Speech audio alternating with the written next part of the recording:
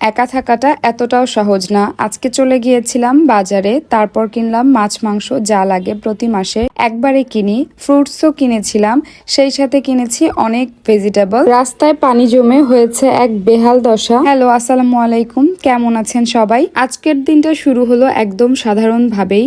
আজ আমি বের হয়েছি মাসের প্রয়োজনীয় কিছু গ্রোসারি কেনার জন্য, তাই বেশি দেরি না করে টুকটুক করে বাসা থেকে বের হয়ে পড়লাম। বাইরে বের হওয়ার পর একটা জিনিস হঠাৎ করে মাথায় এলো, জীবনে শেষ পর্যন্ত নিজের ছায়া ছাড়া আর কেউ সঙ্গী হয় না। মাথার উপরে ছিল আকাশের চাঁদ আর রাস্তায় ছিলাম আমি আর একটা চাঁদ। যাই হোক, মজা করছিলাম। জীবনে কিছু মানুষ আসে, কিছু মানুষ যায়, কিন্তু নিজের সঙ্গে নিজের পথ চলাটাই সবচেয়ে দীর্ঘ। আজকে আমি চলে এলাম নতুন বাজারের স্বপ্নতে, আর এখানে আমার মাঝে মাঝে আসা হয়, কারণ প্রয়োজনীয় গ্রসারি আমি এখান থেকেই কিনে থাকি। মূলত এসেছিলাম কিছু টাটকা ফল কেনার জন্য, কিন্তু দুর্ভাগ্যবশত আমার পছন্দ মতো কোনো ফলই পেলাম না। এমনকি সবজির কালেকশনও খুব একটা ভালো ছিল না, সবই পচে গিয়েছিল এরকমটাই মনে হচ্ছিল। তাই বেশি সময় নষ্ট না করে চলে গেলাম আমার মূল গ্রসারি কেনার জন্য।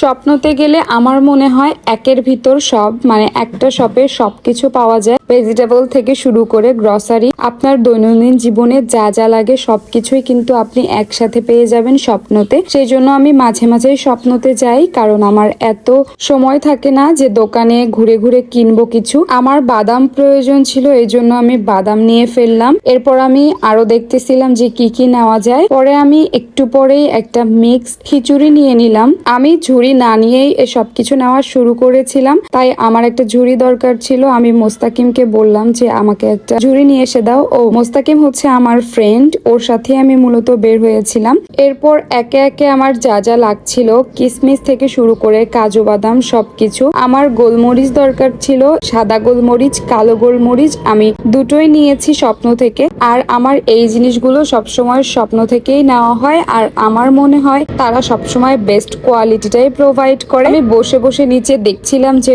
কয়েকটা নিব, তারপর আমি দুটো নিয়েছি। আমার টক দইও প্রয়োজন ছিল, কিন্তু স্বপ্নতে আড়ং-এর টক দই আমি সবসময় কমই দেখি, প্যারাগনেরটা বেশি দেখি। তারপরেও আমি চিন্তা ভাবনা করে সবকিছু নিয়ে রিসেপশনে চলে গেলাম, কারণ এরপর আমাকে আবার যেতে হবে ফ্রুটস কেনার জন্য বাইরে। এরপর আমি ভেজিটেবল প্রথমে কিনতে গিয়েছিলাম, বাট এত বেশি দাম, আমি তো কখনো এভাবে বাজার করি না। এই ফার্স্ট টাইম এভাবে বাজারে গিয়ে গন্ধে আমার নাক মুখ সব বন্ধ হয়ে আসছিল।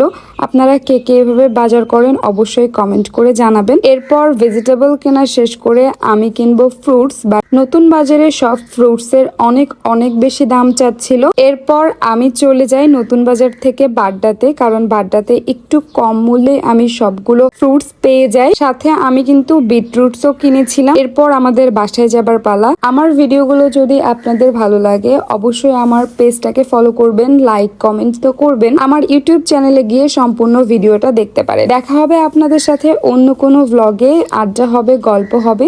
সে পর্যন্ত সবাই ভালো থাকবেন, সুস্থ থাকবেন এবং আমার জন্য দোয়া করবেন। আল্লাহ হাফেজ।